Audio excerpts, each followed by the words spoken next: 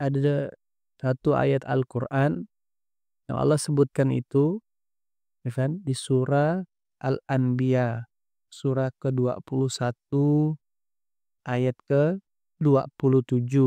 Apa kata Allah? Ini cerita bagaimana malaikat itu la yasbiqunahu bil qauli wa hum bi amrihi ya'malun. Ini satu hal positif yang dimiliki malaikat yang menjadi jawaban kenapa malaikat Allah perkenankan menjadi makhluk yang tak berdosa. Apa kata Allah dari ayat 26-nya? Wa qalat takhazar rahman, dan mereka berkata Tuhan yang pemurah telah mengambil anak, maha suci Allah. Sebenarnya malaikat-malaikat itu, ya kan, ibadum makramun, adalah hamba-hamba yang dimuliakan. Enak sekali jadi hamba yang dimuliakan Allah. Kenapa mereka dimuliakan? Nah gitu dia. Kita memang mungkin tidak lahir jadi malaikat, tapi kita bisa ambil hikmah daripada kenapa malaikat dimuliakan Allah.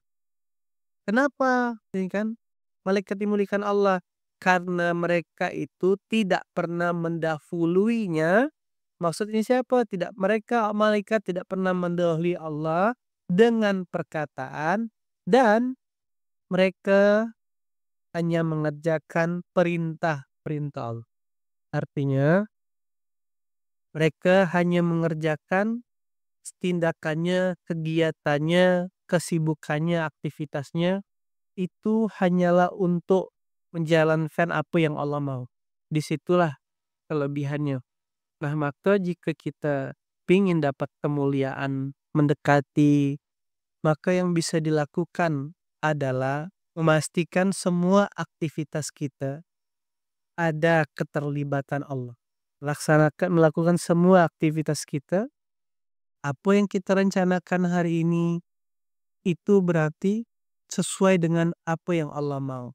Nah, kita mungkin tidak mengingkari, tetapi potensi yang sering akan menimpa kita adalah kita namanya jahil. Jahiliyah itu bodoh arti.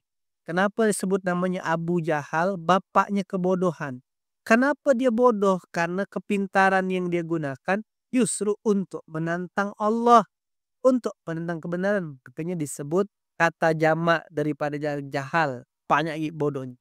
Nah, jadi mungkin kita ini berpotensi untuk jahil.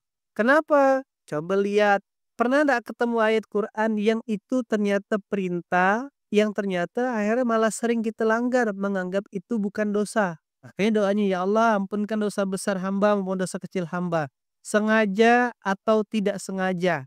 Dan dosa yang engkau lebih tahu daripada hamba itu dosa, kawan-kawan. Maka banyak sekali doa minta ampun. Selain doa para nabi yang Allah juga ajarkan di surah Al-Mu'minun ayat keberapa? 109 sama Rabbana amana farfir lana. Ya Allah, aku beriman dan ampunkan dosaku.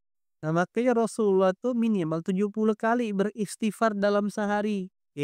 Dulu ketika bumi ini berantakan, ketika dunia ini banyak kerusakan, orang saling punya dengan kebodohan, kemaksiatan, Allah turunkanlah yang namanya Al-Quran, kitab-kitab pelengkap dari kitab terdahulu.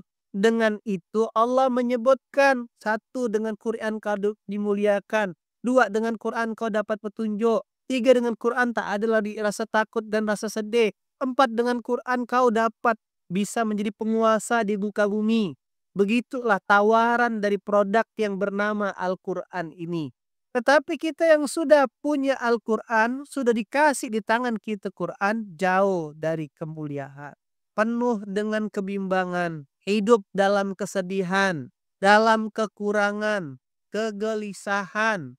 Orang-orang beriman tahu Quran itu adalah syifa, tahu Quran itu adalah akram, kemuliaan, tahu Quran itu adalah hudan, tahu Quran itu adalah petunjuk, ya kan?